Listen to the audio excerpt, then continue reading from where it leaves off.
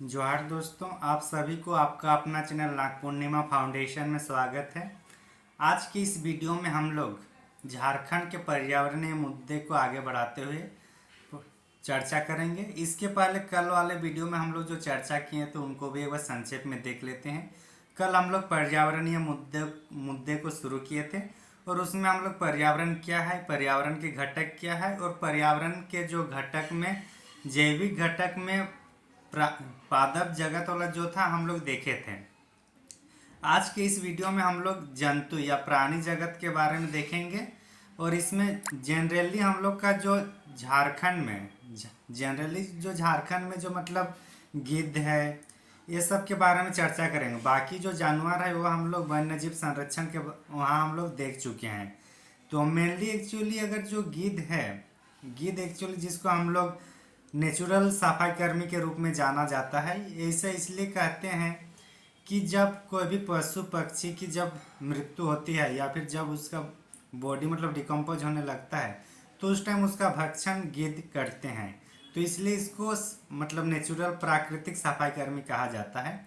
और एक संतुलित पर्यावरण बनाए रखने के लिए गिद्ध को गिद्ध का होना बहुत ज़रूरी है।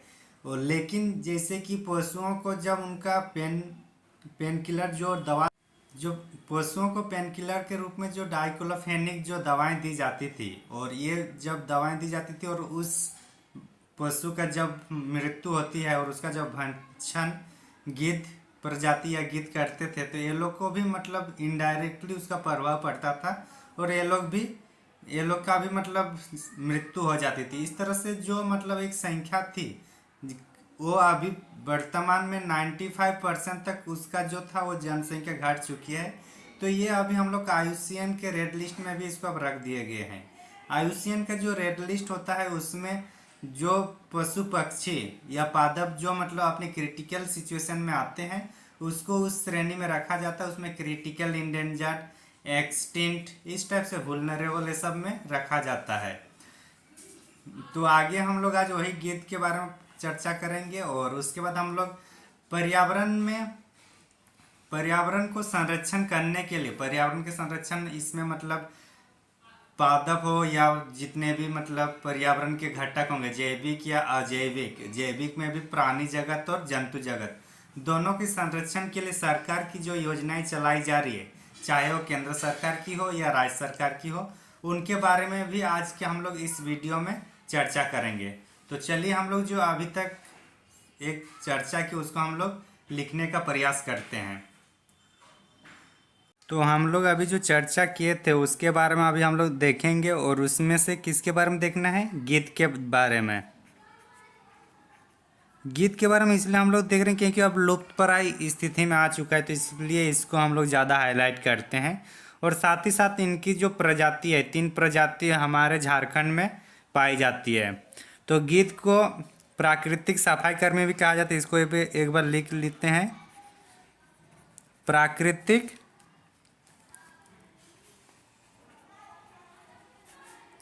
सफाई कर्मी। ये क्वेश्चन पूछ सकता है कि प्राकृतिक सफाई कर्मी किसे कहा जाता है, तो गिद्ध को कहा जाता है। और इनकी जो भारत में 9 प्रजाति पाई जाती है, भारत में 9 प्रजाति पाई जाती है, लेकिन झारखंड में कितनी, 3 प्रजाति पाई जाती है। और ये 3 कौन कौन सी है उसको एक बार देख लेते हैं हम लोग। 3 जो प्रजाति पाई जाती है झारखंड में वो है हम लोग का जिप्स वैंगलिनसस, जिप्स वैंगलेंसिस, जिप्स वैंगलेंसिस पहला हुआ। दूसरा हम लोग का होगा जिप्स इंडिकस, जिप्स इंडिकस। और जो तीसरा है वो हम लोग का है इजिप्शियन गिद्ध,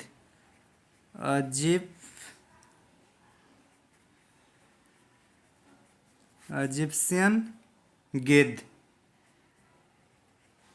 इनमें से दोनों जो है हजारीबाग में पाई जाती है मेनली। और ये हम लोग का तीन जो प्रजाति है हम लोग देख लिए, तीन प्रजाति गीत की, जेप्स बेंगलिसस, जेप्स इंडिकस और अजिप्सन्स गीत, ये तीन प्रजाति झारखंड में पाई जाती है। वैसे भारत में 9 प्रजाति पाई जाती है गीत की। गीत की जो मृत्यु होने के कारण क्या हो रहा है, जनसंख्या कमी होने के कारण, इनकी जो संख्या में कमी होने के कारण क्या है, दवा मेनली तो जो पशुओं का हम लोग दवाएं यूज किया जाता है वो साथ ही साथ जैसे कि जो बिजली का जो तार है, नंग बिजली तार के कारण भी ये लोग की संख्या मतलब उसमें एक्सीडेंट होकर मर जाते हैं। और बड़े बड़े जो पेड़ पौधे हैं उसको काटने के बाद ये लोग का जो परिवास है वो भी मतलब परिवास के लिए अनुकूल स्थिति नहीं हो पाना, ये भी एक मतलब गीत की संख्या में कमी का कारण है। तो मेनली जो दवा है उनको देख लेते हैं। और ये कौन सी दवा है, ये कभी कभी पूछता है कि गीत की जो संख्या कम हो रही है इनके लिए कौन सी दवा या कौन सी मेडिसिन इनका एक महत्वपूर्ण कारण है, तो होगा डाइक्लोफेनिक।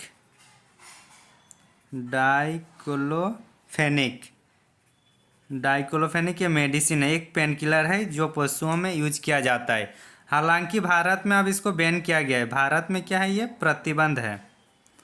भारत में ये प्रतिबंध किया गया है जब से पता चला कि इससे गिद्धों की संख्या में कमी आ रहा है, गिद्ध की इसमें मृत्यु हो रही है।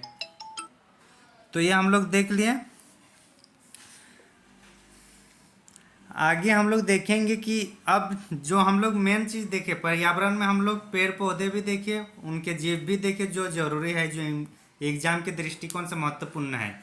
अभी हम लोग ये देखेंगे इसके लिए पर्यावरण के संरक्षण के लिए झारखंड सरकार और साथ ही साथ भारत सरकार की क्या योगदान है, तो उसको भी हम लोग अभी संक्षेप में देख लेते हैं। तो झारखंड में जो पर्यावरण को संरक्षित करने हेतु जो महत्वपूर्ण कार्य किया गया है वो दो है mainly, plantation management information system और नर्सरी मैनेजमेंट इंफॉर्मेशन सिस्टम। तो ये दोनों के एक बार फुल फॉर्म भी देख लेते हैं और इनके कार्य क्या है उनको भी देख लेते हैं एक बार। तो चलिए हम लोग देखते हैं कि झारखंड में पर्यावरण को संरक्षित करने हेतु किए गए महत्वपूर्ण कार्य। तो इनमें से दो चीज़ जो मेनली कार्य में लाया गया है उसको एक बार देख लेते हैं, उसके बाद आगे जो योजना है उसको भी हम लोग देखेंगे। तो पहला जो आ रहा है हम लोग का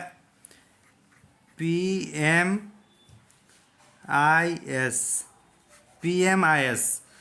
तो इसका फुल फॉर्म है वो भी हम लोग देख लेंगे। कभी कभी पूछता है कि PMIS का फुल फॉर्म क्या है, तो प्लांटेशन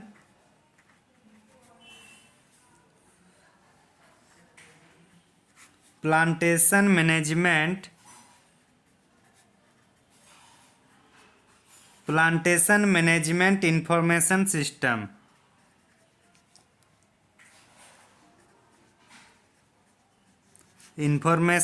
सिस्टम। ये क्या है, PMIS का फुल फॉर्म। और एक आता है NMIS, इनका भी फुल फॉर्म हम लोग को देखना जरूरी है। N से होगा नर्सरी, दिख रहा है ना, नर्सरी मैनेजमेंट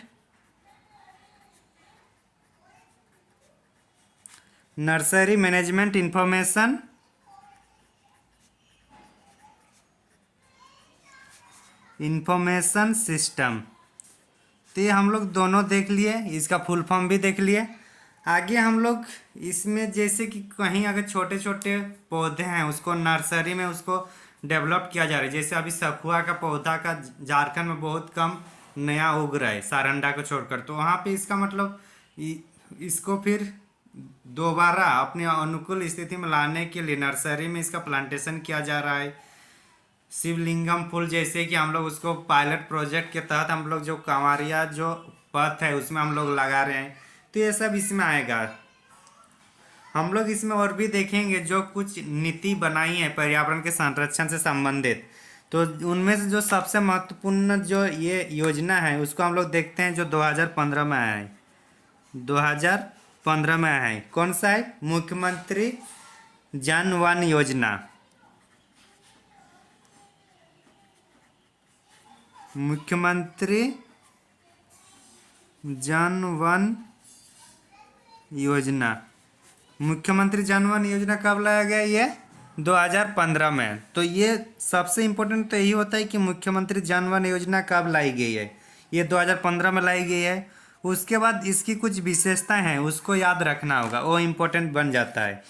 तो इसमें एक्चुअली निजी भूमि में इसका प्रयोग किया जाता है। निजी भूमि का उपयोग इसमें होता है। ठीक, निजी भूमि का उपयोग होगा। इसमें से जो एक आदमी है उनको न्यूनतम, मतलब न्यूनतम, मिनिमम और मैक्सिमम एक लिमिट है कि कौन कितना ये कर सकता है। तो मिनिमम 1 एकड़ होना चाहिए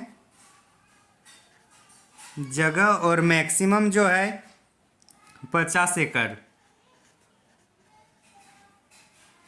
तो इतनी ज़मीन की, मतलब मिनिमम 1 एकड़ और मैक्सिमम 50 एकड़ ज़मीन है, तो उसको मुख्यमंत्री जनवन योजना के द्वारा उनमें मतलब पौधारोपण किया जा सकता है। इसमें काष्ठ प्रजाति का भी होगा और जो मतलब फलदार होगा वो सब भी होगा। तो कौन कौन सा होगा इसमें? काष्ठ प्रजाति।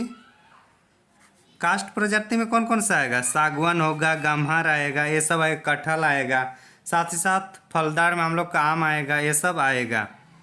तो इस टाइप से इसमें वृक्षारोपण होता है। और ये योजना कब से चालू की जा रही है? मुख्यमंत्री जनवन योजना 2015 से। तो हम लोग देख लिए इसके बारे में। अच्छा, इसमें और एक चीज़ है जो हम लोग को जानना आवश्यक है। इस योजना के तहत जब सफल, इसका मतलब सफल योजना जब सफल होता है तो इसमें 75% जो है ये सरकार इनको देगी। कौन देगी? सरकार देगी ना।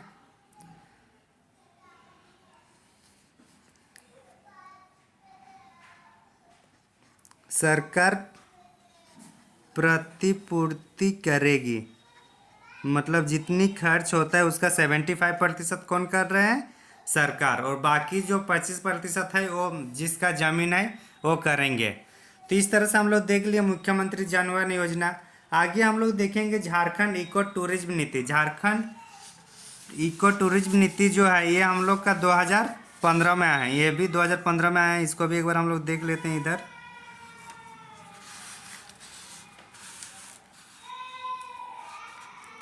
तो देखते हैं इसको।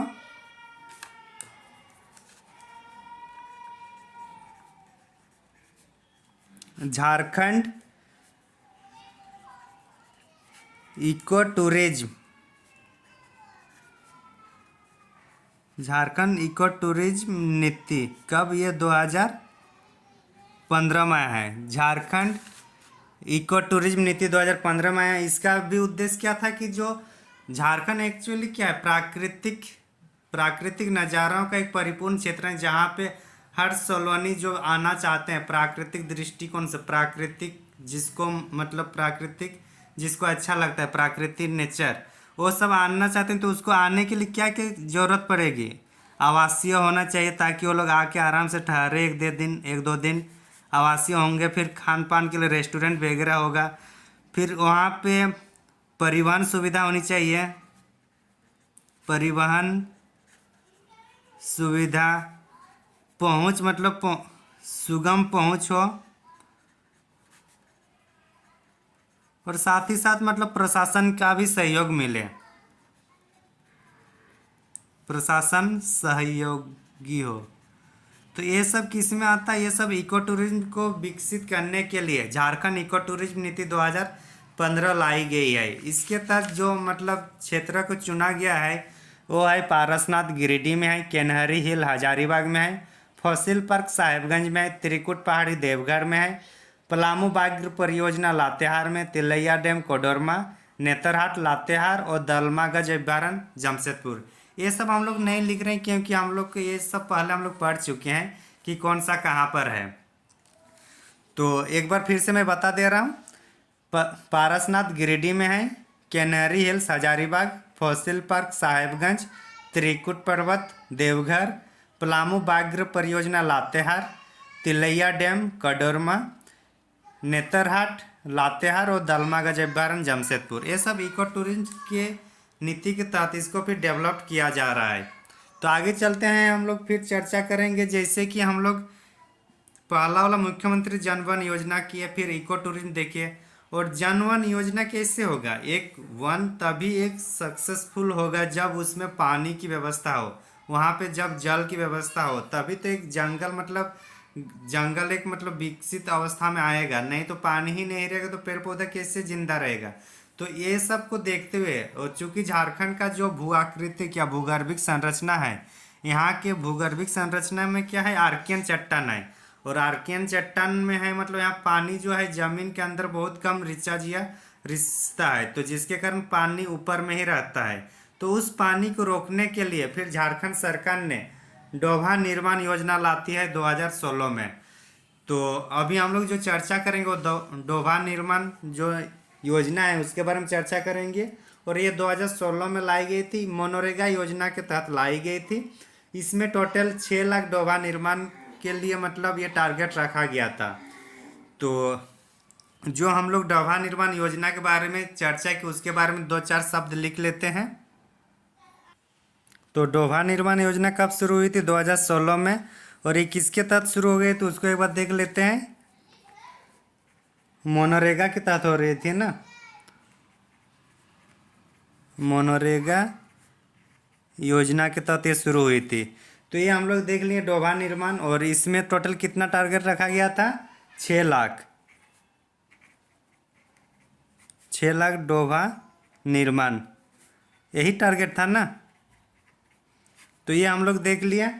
अब हम लोग देखेंगे कि भारत सरकार का जो प्रधानमंत्री कृषि सिंचाई योजना, प्रधानमंत्री कृषि योजना, पीएम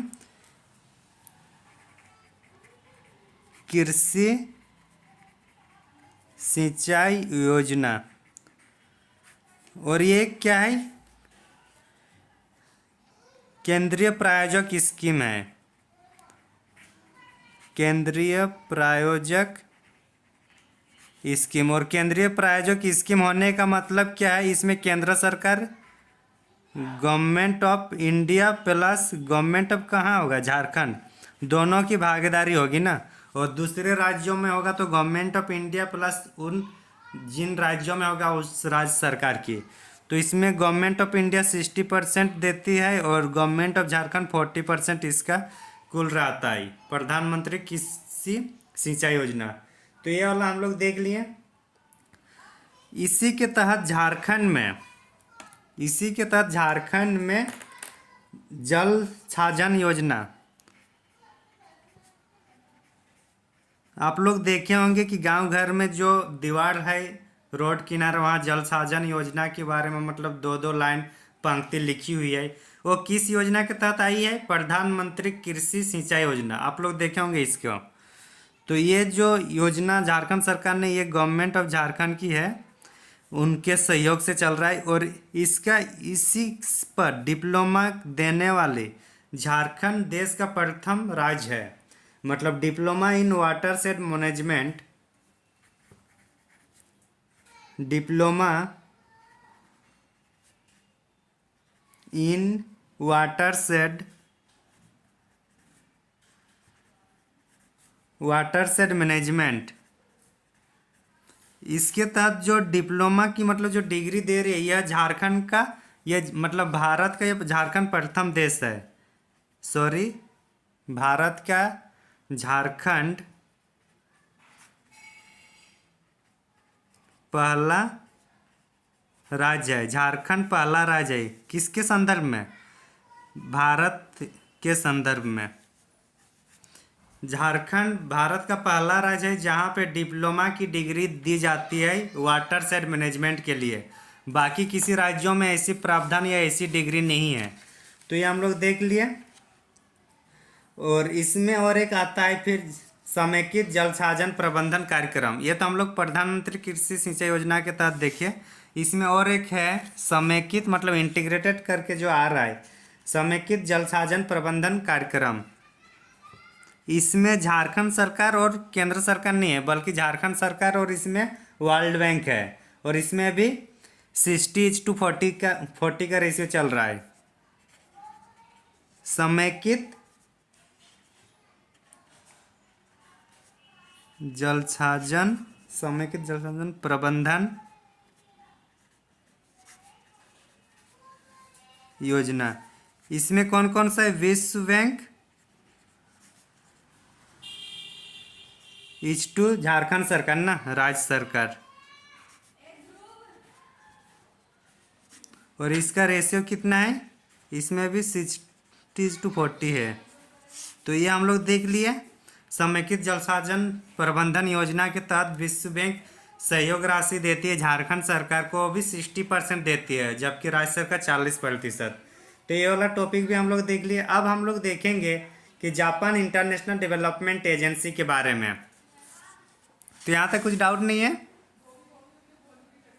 आगे चलते हैं, चलिए।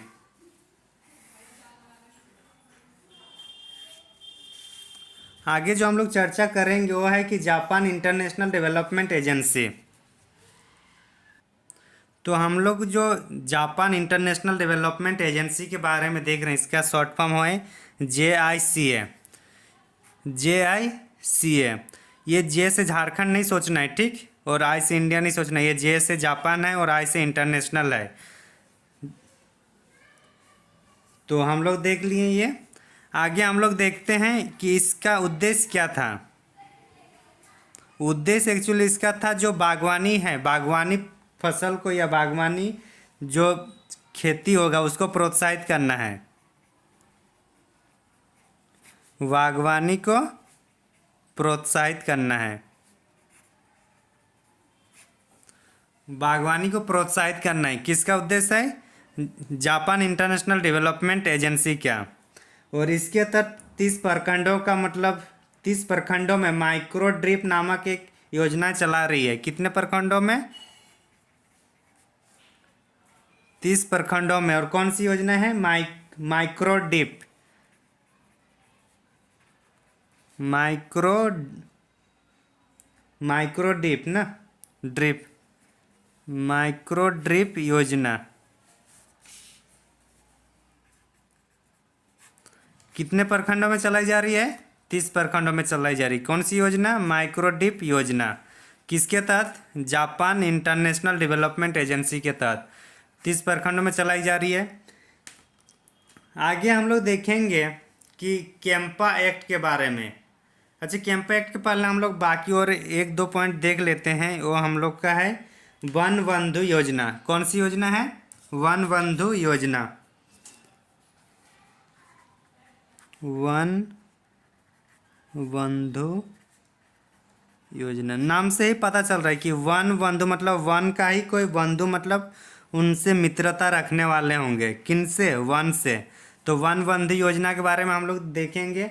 वन बंधु योजना एक्चुअली जो 2006 में जो एक्ट आता है 2006 में, अनुसूचित जनजाति एवं अन्य परंपरागत वन्य निवासी एक्ट 2006, इसको शॉर्ट फॉर्म में वन अधिकार अधिनियम के रूप में भी जाना जाता है। तो 2006 के पहले से जो लोग वन से संबंधित रखते थे या जो वन में रहते थे, वो लोग को वन का कुछ क्षेत्र पट्टे के रूप में देने की व्यवस्था करती है वन बंधु योजना में। तो चलिए हम लोग इसको एक बार देख लेते हैं। ये कहाँ से शुरू की गई थी? ये शुरू की गई थी पाकुड़ से। पाकुड़ से शुरू की गई थी। और पाकुड़ में जो प्रखंड है, पाकुड़ जिले से शुरू की गई थी। और यहाँ के जो प्रखंड है, प्रखंड का नाम है लिट्टीपाड़ा प्रखंड। कौन सा? तो डायरेक्ट कभी कभी ये भी पूछ सकता है कि लिट्टीपाड़ा प्रखंड कहाँ पे है। तो लिट्टीपाड़ा प्रखंड कहाँ पे? हम लोग का पाकुड़ में है, ठीक। तो यहाँ पे इसको एज ए पायलट प्रोजेक्ट के तौर पे इसको मतलब विकास किया गया था या चालू किया गया था इसके तहत। तो इसका जो उद्देश्य हम लोग देख लिए, जो 2006 से पहले मतलब वन अधिकार एक्ट, वन अधिकार एक्ट 2006 के पहले जो मतलब के पहले लोग जो वन में रहते थे, पहले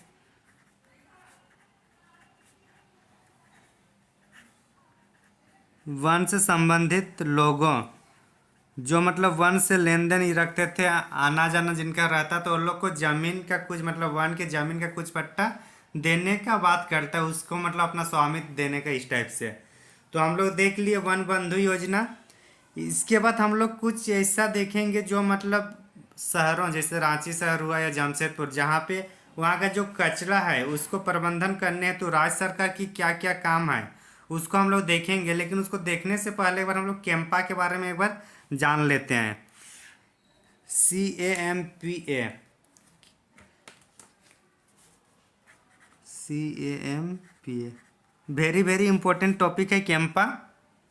नहीं दिख रहा है, सॉरी।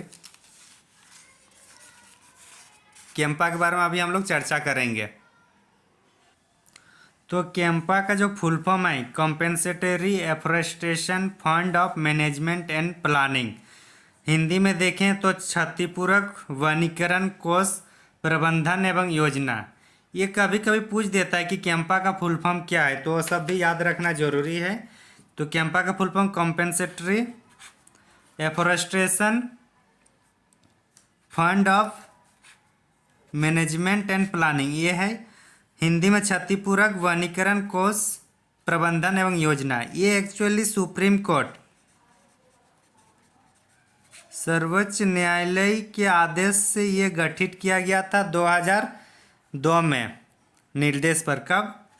2002 में इसका गठन हुआ था। लेकिन 2009 से राज्यों में ये 2 जुलाई 2009 2 जुलाई 2009 से ये राज्यों में राज्य कैंपा गठन हुआ। कौन सा? राज्य कैंपा। तो ये एक्चुअली है हम लोग का तथ्य। अब ये है क्या, इसको एक बार समझते हैं। मान के चलिए कहीं जंगल है, कहीं वन है, वहाँ पे रोड बन रहा है या सड़क बन रहा है या फिर जो भी मतलब आधारभूत संरचना उसमें बनाई जाएगी, तो उसके तहत जो वन की कटाई होगा, उन वन को काटने के क्रम में जितना खर्च हो रहा है उस वन के बदले, उस पेड़ पौधे के बदले जितना मतलब पैसा आएगा उसको कैंपा फंड में रखा जाता है। मान के चलिए अगर कोई जगह है, वहाँ पे अगर पेड़ पौधा है, पेड़ पौधे को काटेंगे तो उसके बदले जो प्रोजेक्ट चलाई जा रही है वो प्रोजेक्ट चलाने वाले उसको पैसा देंगे। किसको? कैंपा फंड में, उसके क्षतिपूर्ति के लिए। और वो जो क्षतिपूर्ति के लिए जो पेमेंट मतलब जो पैसा रखा जाता है फंड में, कैंपा फंड में, फिर उसका उपयोग दूसरे पेड़ पौधे लगाने में या पेड़ पौधों के संरक्षण करने में या जो जलाशय उसके संरक्षण करने में आदि, ये सब करने में मतलब पर्यावरण से संबंधित कार्यों में उनको लगाया जाता है। तो यही हम लोग का कैंपा एक्ट है या कैंपा फंड है। तो समझ में आ गया होगा। तो झारखंड राज्य में कब होगा ये? झारखंड राज्य में 2009 से शुरू होगा। राज्य में बोल रहे हैं मतलब ये सिर्फ राज्य मतलब जितने भी राज्य हो, झारखंड हो, बिहार हो, उड़ीसा हो, छत्तीसगढ़, जितने भी राज्य या केंद्र शासित प्रदेश, तो 2009 में वहाँ से लागू की गई है। उसके पहले जो केंद्र सरकार के वहाँ जो सुप्रीम कोर्ट में लाया वो गठन कब किया है? 2002 में। लेकिन राज्यों में कब से लागू हो रही है? 2009 से। तो यहाँ तक आप लोग समझ गए होंगे। तो ये वेरी वेरी इंपॉर्टेंट है, इसको याद रख लीजिएगा। ठीक, आगे चलते हैं हम लोग। कचरों के प्रबंधन है तो राज्य सरकार की कार्य, और यही टॉपिक आज के वीडियो की अंतिम टॉपिक भी होगा। तो इसको एक बार हम लोग संक्षेप में चर्चा कर लेते हैं कि झारखंड के रांची या जमशेदपुर जैसे बड़े बड़े शहर है, यहाँ पे जो कचरा का प्रबंधन कैसे होता है, वेस्ट मैनेजमेंट कैसे किया जाता है, तो उसके बारे में थोड़ा हम लोग संक्षेप में एक बार देख लेते हैं। तो हेडिंग हम लोग का क्या होगा?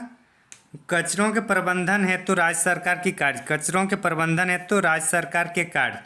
एक्चुअली क्या होता है कि जितने भी कचरे हैं अगर उसको मैनेजमेंट नहीं सही से नहीं करेंगे तो क्या होगा, वो एक महामारी, एक बीमारी का एक स्रोत बन जाएगा। तो इसलिए उसको प्रबंधन करना जरूरी है। और जो प्रबंधन अगर हम लोग इस तरीके से करें जिससे कि हम लोग को एनर्जी मिले, मतलब एनर्जी उत्पादन हो या फिर इलेक्ट्रिक उत्पादन हो या फिर उसका मतलब बायो फर्टिलाइजर बनाया जाए, तो ये सब भी हम लोग बना सकते हैं। या फिर आप लोग सुने होंगे कि जमशेदपुर का जो रोड है वो प्लास्टिक, क्या मतलब प्लास्टिक का जो कचरा है उससे बनाया गया रोड है। तो ये सब क्या है, इसको प्रबंधन करते हुए इसका हम लोग उपयोग कर सकते हैं। तो इसके बारे में हम भी संक्षेप में चर्चा करेंगे। तो कचरों के प्रबंधन ये क्या, ये समझ में आ गया। पर्यावरण को जो हानि पहुंचाने वाले कारण हैं उनका महत्वपूर्ण कारण जो है महानगरों या नगरों में निकलने वाला कचरा ही है, जिसको सॉलिड वेस्ट कहते हैं। तो इसलिए इस कचरा प्रबंधन पर्यावरण के संतुलन के लिए आवश्यक हो जाता है। तो इसी के संदर्भ में या इसी को देखते हुए झारखंड में रांची, धनबाद, चाकुलिया और पाकुड़ में पीपीपी मोड से सॉलिड वेस्ट मैनेजमेंट योजनाएं चलाई जा रही है। पीपी मोड मतलब पब्लिक प्राइवेट पार्टनरशिप मोड। तो कहाँ कहाँ पे इसके लिए सॉलिड वेस्ट मैनेजमेंट चलाई जा रही है? पीपी मोड के तहत सॉलिड वेस्ट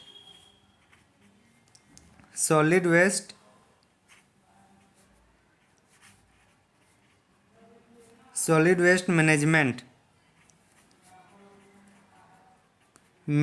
चलाई जा रही। कहाँ कहाँ पे? रांची में, धनबाद, धनबाद और चाकुलिया में, और एक पाकुड़। दिख रहे हैं ना सब? तो पीपी मोड के तहत जो सॉलिड वेस्ट मैनेजमेंट चलाए जा रहे हैं रांची में, धनबाद में, चाकुलिया में और पाकुड़ में। इसके साथ अगर हम लोग रांची शहर की बात करें, चूँकि रांची राजधानी है राज्य की, तो यहाँ की प्रशासनिक राजधानी होने के साथ साथ यहाँ की एक नगरीय भी एक विशाल जनसंख्या को धारण करता है। तो यहाँ पे जो वेस्ट मैनेजमेंट है तो उसके लिए ज़रूरी है। तो इसी वेस्ट मैनेजमेंट को देखते हुए रांची ने अपनी साफ सफाई का मतलब रांची नगर निगम ने अपनी साफ सफाई के कार्य अगले 25 वर्ष के लिए, अगले कितने वर्ष के लिए? 25 वर्ष के लिए एक मतलब प्राइवेट कंपनी एक्सेल इंफ्रा को सौंपा है। किसको सौंपा है? एक्सेल इंफ्रा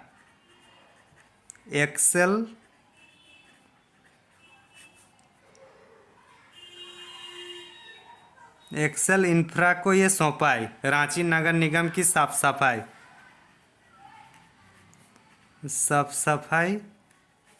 किसको सौंपा है? Excel Infra. एक क्या है? एक प्राइवेट कंपनी है।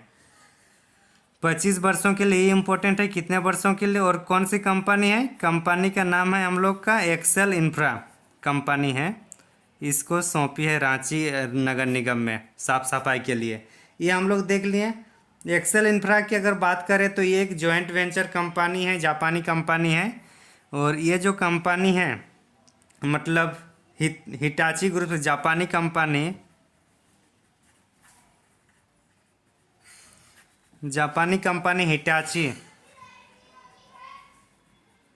हिटाची के साथ दोनों मिलकर ये लोग काम करेंगे। और हिटाची जो वेस्ट है उसका फिर एनर्जी मतलब बिजली उत्पादन कराएगी। कौन? हिटाची जो है बिजली उत्पादन इकाई या प्लांट स्थापित करेगी। कौन? हिटाची। और हिटाची जो कचरा से बनाएगा और कचरा कहाँ कौन देगा इनको? Excel Infra. तो इस तरह से मतलब दोनों एक क्या है? जॉइंट वेंचर है। इसको हम लोग बोल सकते हैं क्या? Joint venture.